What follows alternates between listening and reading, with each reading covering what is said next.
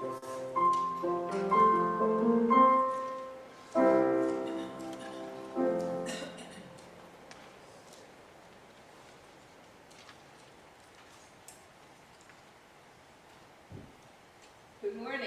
Good morning. Welcome to the First Parish Church of Stowe and Acton. A welcome,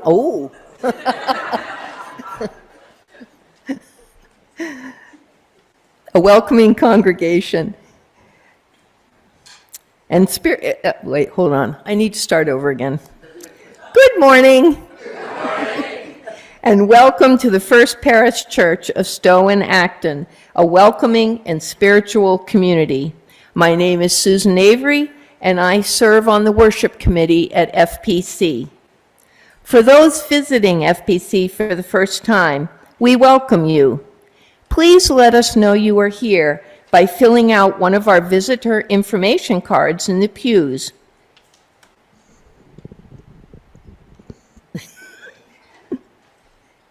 And hand it to one of the ushers. Drop it in the plate, or hand it to Meg, our welcoming staff member who is back in the corner there.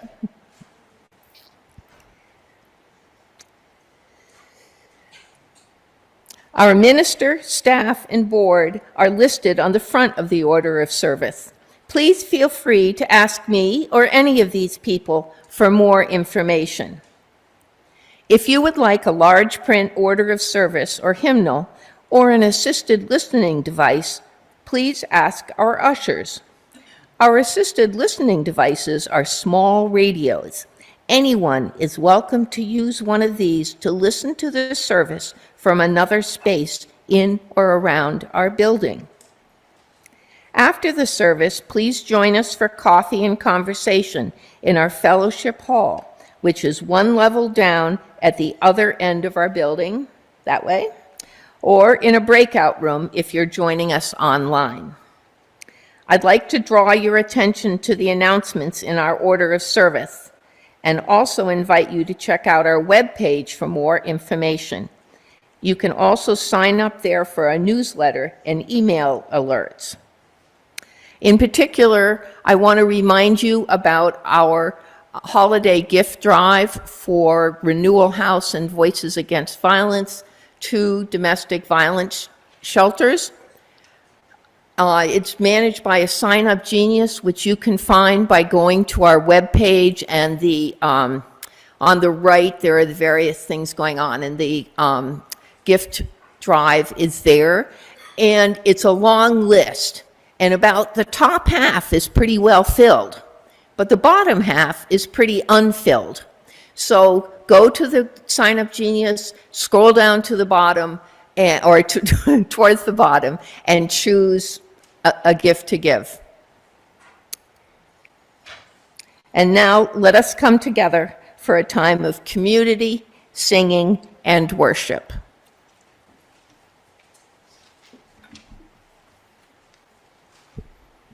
Good morning, everyone. Let me begin by thanking Reverend Cindy and the worship committee for inviting me to lead this service on Quakerism as part of FPC's continuing series on world religions. Ingrid and I were members of a Quaker meeting in Baltimore for 9 years before we moved to Boston in 1999. We continued to worship as Quakers for a couple more years, but at a considerably smaller meeting, until eventually we decided, mainly for the sake of our 2 children, to find a larger, more viable church, which turned out to be FPC. I still consider myself a Quaker, albeit now as a member of another faith that shares many of the same values and beliefs that have become such a core part of my religious and spiritual identity. I'm now going to have Susan light the chalice for us. Our chalice lighting words are by Isaac Penington, an early Quaker noted for his writings on spiritual exploration. The same light that discovers the darkness chases away the darkness and purifies the mind. For the light has not only a property of enlightenment, but also of cleansing and sanctifying. Who are the Quakers, you ask? The Religious Society of Friends, to use its more formal name, was founded in England around the middle of the 17th century by an itinerant preacher named George Fox in the aftermath of the Protestant Reformation. It was a radical religious protest against the rigidity and formalism of the English established church. Fox and his early followers felt that they could experience God directly in their lives without the need for ministers, liturgy, or a steepled church. They believed that God places within everyone a living, dynamic, spiritual force for good. They called it the inner light, or the divine light, or that of God in everyone. It's essentially the same as Unitarian Universalist belief in the inherent worth and dignity of every individual. Quakers said it was this light of, or spirit of God within all of us, rather than a sacred book or the authority of a priest, that should be the supreme guide for Christian conduct. And furthermore, true worship was best achieved by waiting in expectant silence for the inner light of God to speak to and through them. Quakers' belief in the potential for good in all people made them particularly sensitive to human degradation, suffering, injustice, and exploitation. From their earliest beginnings, Quakers were drawn to humanitarian callings, to projects of service, and to constructive action for the common good. They were guided by a set of values that came to be called testimonies. One such testimony is that of equality, the best example of which is that when Quakers came to America to preach their message in the fledgling English colonies, they recognized and treated the native peoples as their equals. They befriended them and they celebrated their culture. This same sense of equal worth applied to enslaved African Americans. Friends were the first religious group to pass an anti-slavery resolution in 1688. Noted Quaker John Woolman devoted himself to the abolitionist movement and spent much of his life traveling through the Pennsylvania countryside, speaking to wealthy landowners about the evils of slavery and gently convincing them of the need to free their slaves. So successful was he that in 1780, Pennsylvania became the first state in America to enact a law ending slavery through gradual emancipation. Another testimony near and dear to Quakers was that of simplicity, which led them to speak and dress plainly at a time when flamboyant and ostentatious show was a strong social marker and class divider. But perhaps most famous of all is their peace testimony, which arose out of George Fox's belief that war was incompatible with Jesus' message to love your enemies. Simply put, how can we kill another person if there is that of God in that person? Quakers are pacifists. They oppose war and the use of all weapons, but they actively work for reconciliation and nonviolent alternatives to conflict. It's also worth noting that throughout their history, Quakers have been in the forefront of prison reform, women's suffrage, the development of public education, the use of nonviolent methods in treating the insane, and the abolition of capital punishment. So now we're going to sing a hymn. It's number 1023, Building Bridges. I should note that the words to this is a contemporary Quaker round that were written by a group of women who gathered at Greenham Common Air Force Base in England in 1981 and occupied what they called a peace camp to protest against American nuclear weapons being stationed at the base. Not until 2000, 19 years later, did the protest finally come to an end. Please stand as you're able. Building bridges between our divisions, I reach out to you, will you reach out to me? With all of our voices and all of our visions, friends, we could make such sweet harmony. Building bridges between our divisions, I reach out to you, will you reach out to me?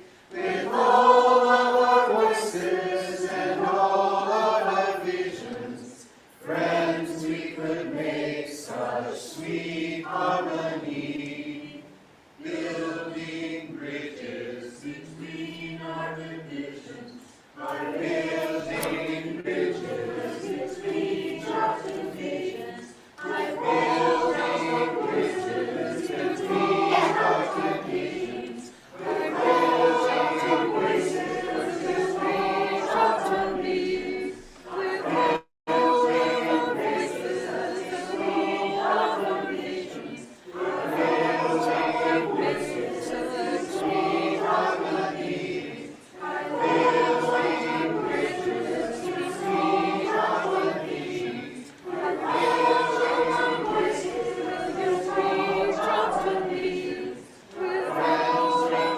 bridges between our divisions, by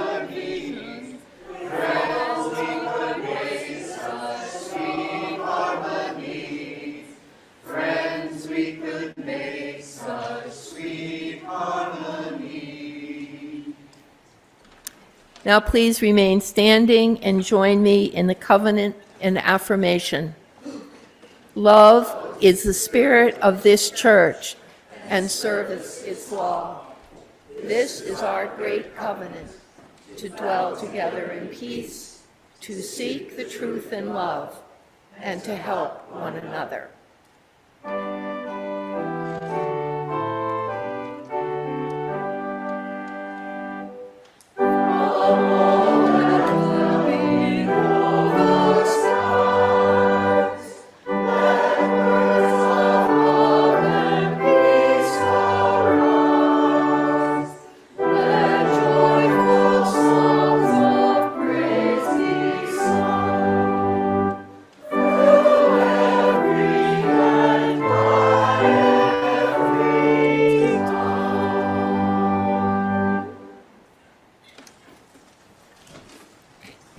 I have to first tell you that my printer failed to work this morning, and I have not converted over like many of you have to be able to read everything off of my, well, I even have my iPad and not my phone, so we'll see if this works. We acknowledge that we are gathered today on the unceded territories of the Massachusetts, Nipmuc, Pawtucket, and Wampanoag peoples, as well as honoring and recognizing the Black and African people whose unpaid and forced labor built this country and our state. We celebrate and work in solidarity with Black, Indigenous, and peoples of color organizations leading the movement for our collective liberation in line with our UU values. And now I ask Chip Beauvais to come forward. He's already here for his testimonial.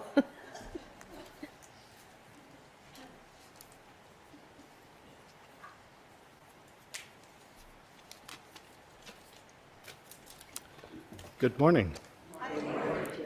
I'm Chip Beauvais, and I'm here on behalf of the Stewardship Committee in advance of Stewardship Sunday. A few decades ago, my father-in-law gave me a jazz fake book, a collection of sheet music designed for improvisation. So I invited some local musicians over to play for fun, and that led to my introduction to some of the founding members of the parish jazz band. After joining the band and playing at church a few times, Sarah and I decided to join FPC. I'm proud to be part of a church that includes and welcomes everyone. After our daughter Eve was born, we couldn't both be at rehearsals, so Sarah stayed with the band, and I found other ways to be involved in the church community. In particular, I joined the Religious Education Committee, and it is as a member of that committee that I speak to you today on behalf of this year's stewardship campaign. Leaning into that education aspect, please indulge me in a brief science lesson that serves here as a metaphor. Let's talk about roots. The roots of trees have three main functions. Anchoring. Roots are the reasons that plants stay attached to the ground. Second, storage. Roots absorb and store both water and nutrients from the soil. This is what makes beets and carrots good for us to eat. And finally, reproduction. New plants can arise from horizontal roots called runners in grass and other plants. Let's compare these features of roots to the features we want to see in our church and religious education in particular. Anchoring. We are providing children with a solid base from which to grow. Their experiences at church are a safe haven that they can return to. Storage. Children at church absorb positive experiences where they learn to express their personalities and accept each other's differences. We hope that this bank of positive experiences will help them build social and emotional resiliency to help them face future challenges. Reproduction. I will defer this topic to our owl instructors. No, just kidding. While we no longer live in communities where generations of families continue to reside on the old homesteads, producing babies for posterity, we as a church community continue to recreate ourselves and reinvent ourselves while passing down our Unitarian Universalist legacy through our sacred principles to the next generations of parents and children. And in this way, like those horizontal roots we call runners, we give new life to those who come after us. The roots of trees are not the only roots in the forest, however. If we dig a little deeper, so to speak, we discover the mycorrhizal network. This is a network of underground fungal structures that lie beneath the mushrooms that we see on the surface. This network transports nutrients from the older, taller trees to saplings growing in the shady areas where they would not otherwise receive enough sunlight to survive. The fungi benefit from keeping their connected trees alive and healthy, as the trees provide a consistent source of carbon. Also, the mycorrhizal network retains about 30% of the sugar that trees generate. You can see the clear parallels between the older trees sharing their resources with younger ones and the goals of religious education at FPC. Just as the trees reward the fungi with energy in the form of sugar, so too do the children inspire and energize the adults in the parish. So I want you all to be aware of how I and my family have grown and benefited from our involvement in this church community, and particularly from the religious education program, and why we continue to contribute our personal resources of time, energy, and money to support this institution, which is what my little science metaphor is all about. On behalf of the Board of Trustees and the Stewardship Committee, I want you all to think about how all of you have benefited as well, and ask that you consider how you might donate generously during the upcoming Stewardship Drive, which begins next week. Thank you.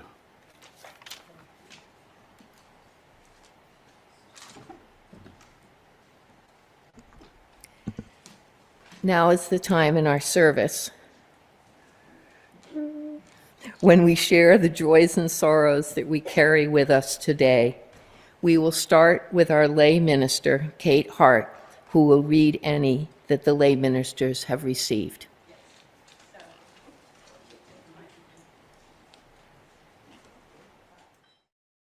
Okay, if we don't have any more online, we'll light our usual 2 final candles. A candle that we remember the cost of war and those experiencing it. And final candle for all the joys and sorrows left in all our hearts that are unspoken.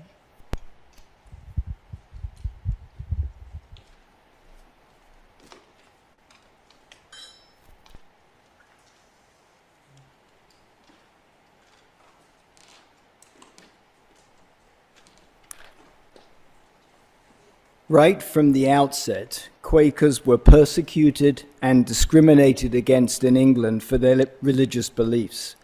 George Fox was imprisoned 6 times in the space of 8 years.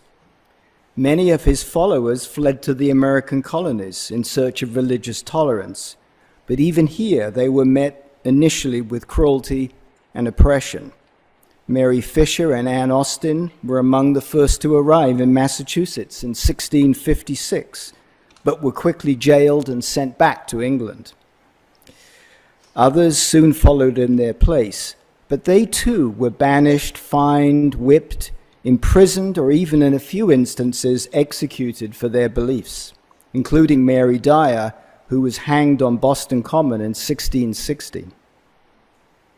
Eventually, Quakers were allowed to worship in their own particular way.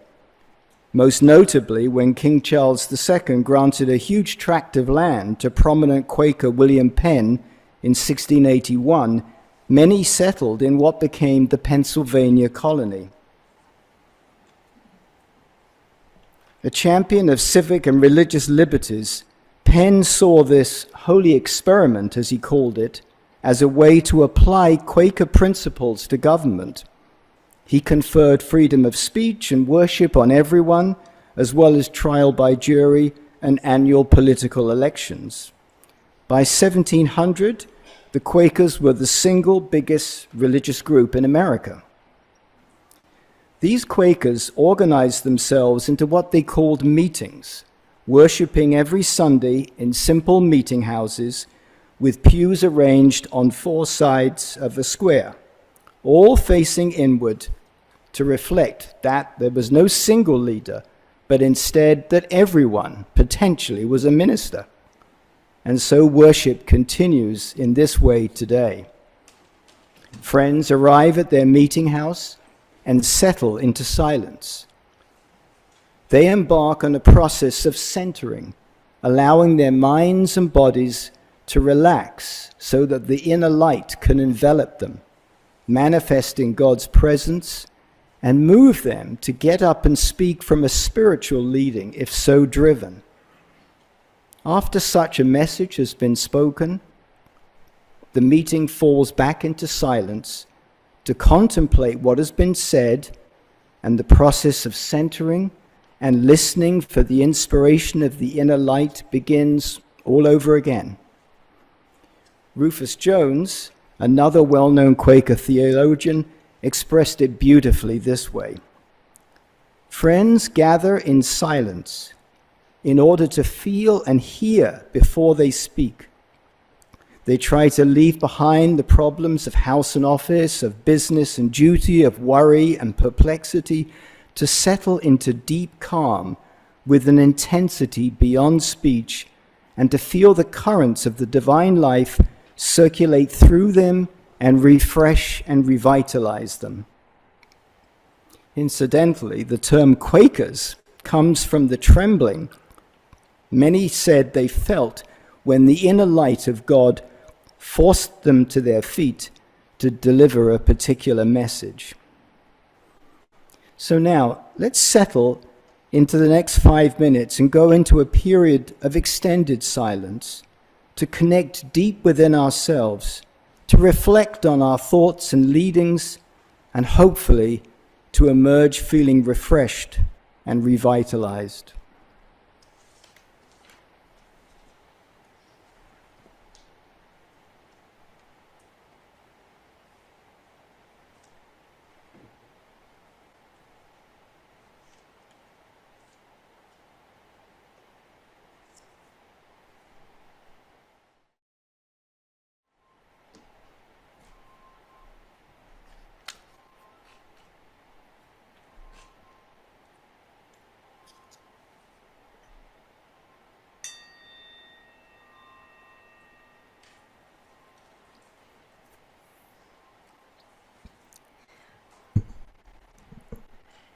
It is our custom in this congregation to share half of our weekly offertory with a different organization each month that is selected by the congregation.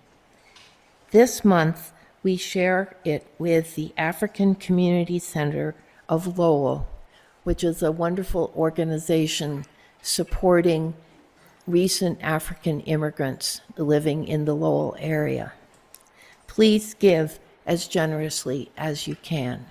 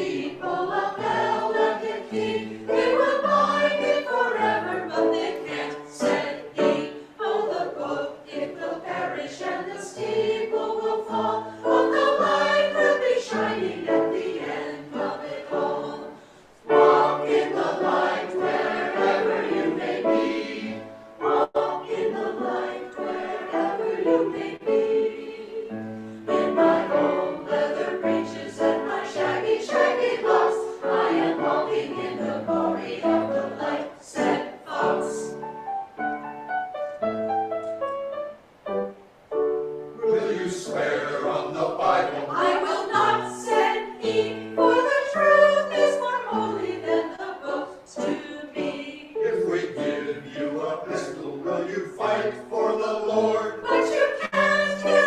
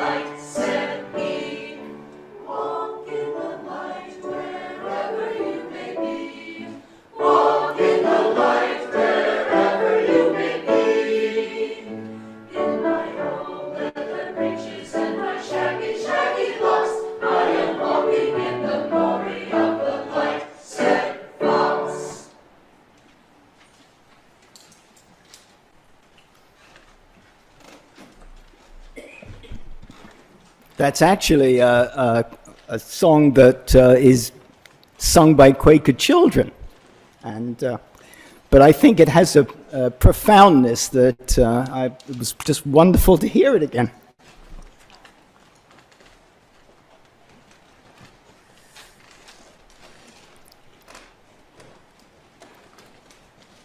Because Quakers worship in silence, there is no obviously singing, although people do occasionally get up and deliver a sung message, in effect. But Quakers still do like to sing. They have their own hymnal, and very often what they'll do, the meeting that Ingrid and I were members of, once a month, a group would gather after meeting for worship and sing hymns.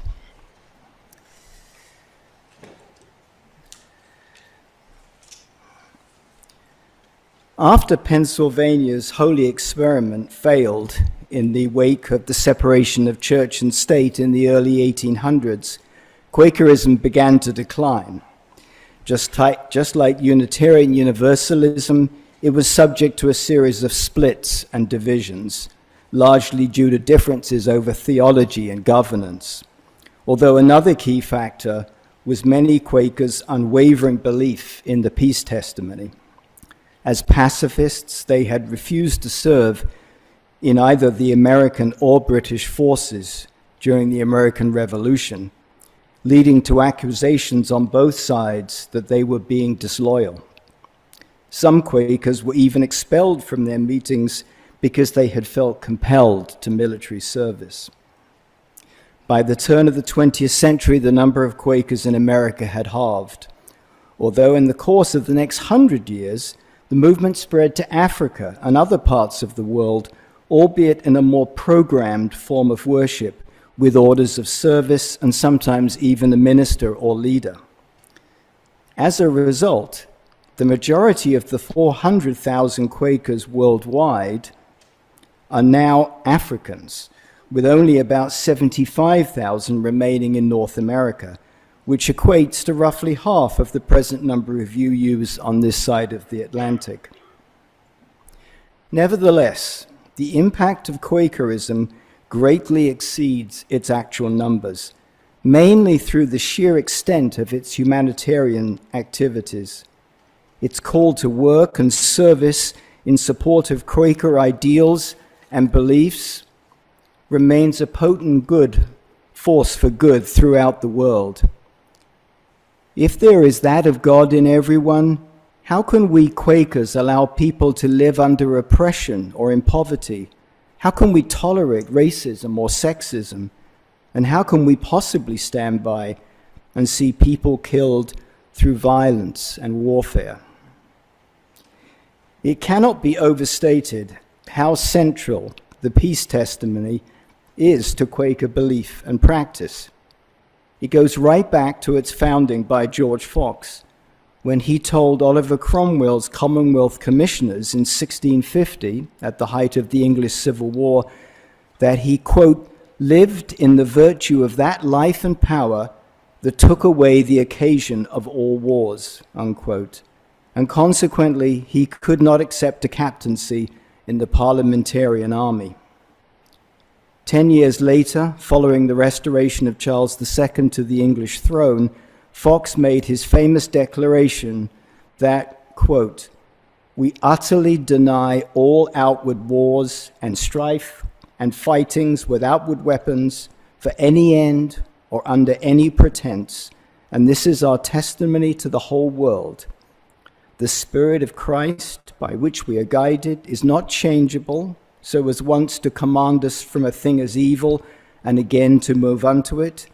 And we do certainly know, and so testify to the world, that the Spirit of Christ, which leads us into all truth, will never move us to fight and war against any man with outward weapons, neither for the kingdom of Christ, nor for the kingdoms of this world. And just for good measure, he added, therefore, we cannot learn war anymore. Thus was peace enshrined into Quakerism. The call went out that instead of combating evil with weapons, people should turn to what one Quaker called, quote, the weapons of the spirit: love, truth, nonviolence, imagination, laughter, since these are the weapons that heal and don't destroy.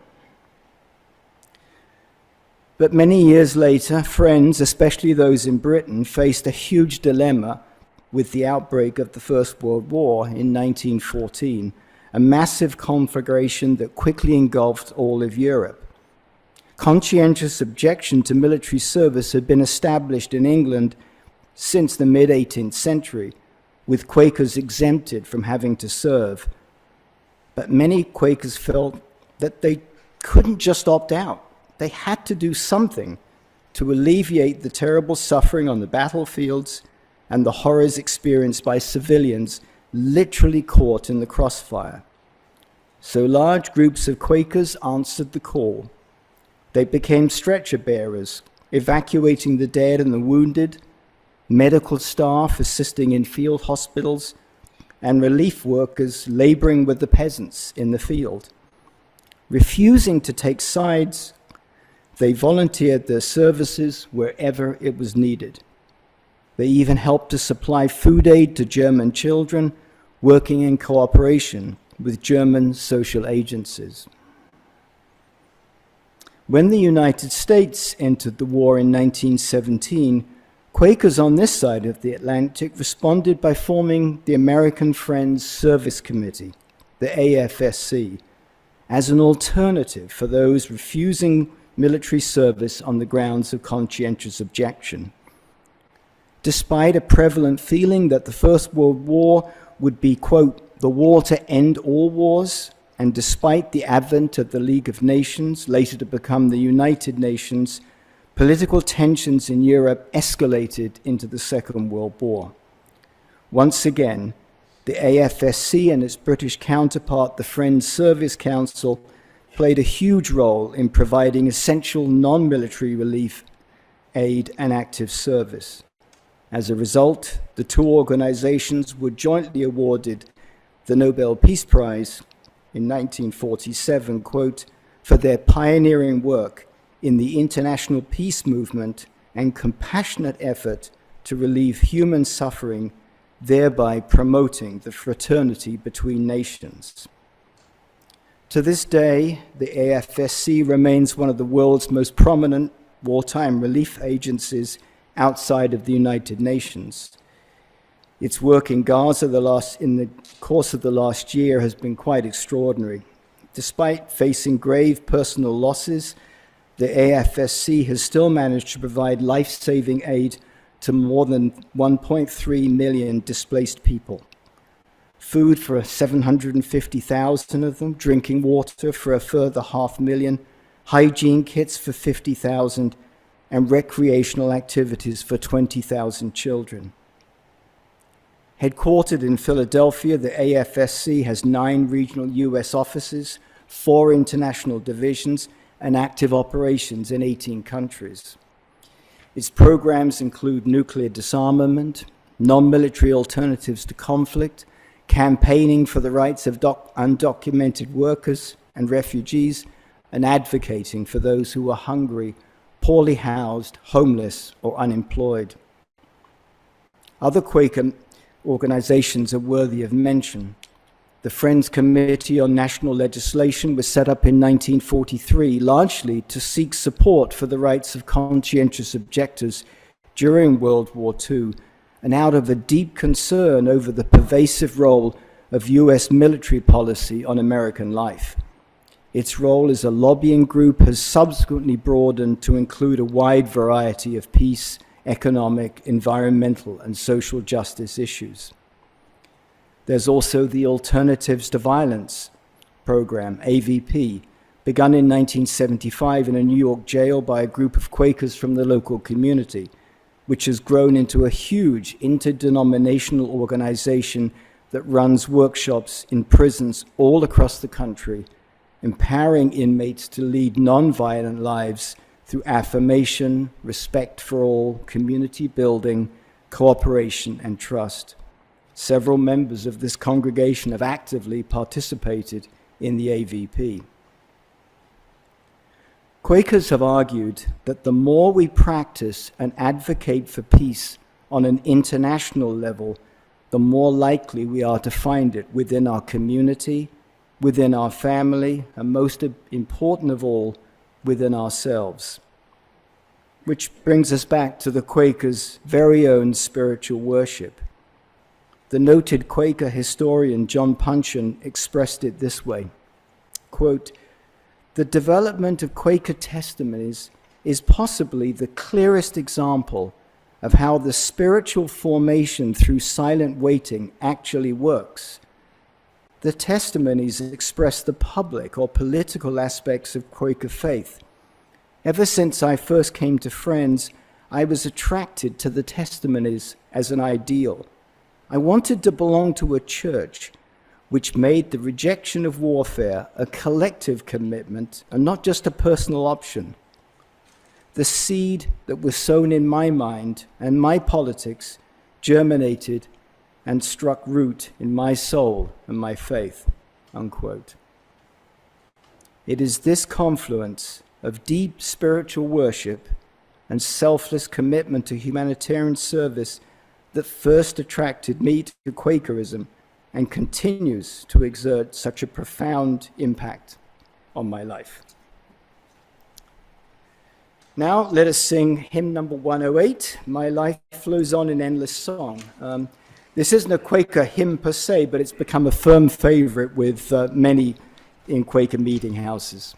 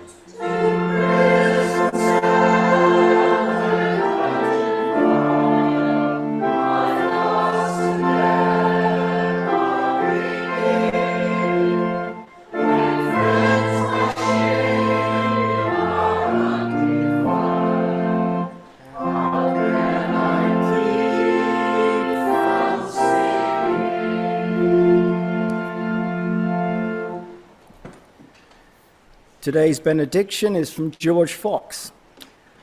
While languishing in jail in 1656, he wrote these stirring words in a letter to his Quaker followers about their ministry in the English countryside and beyond.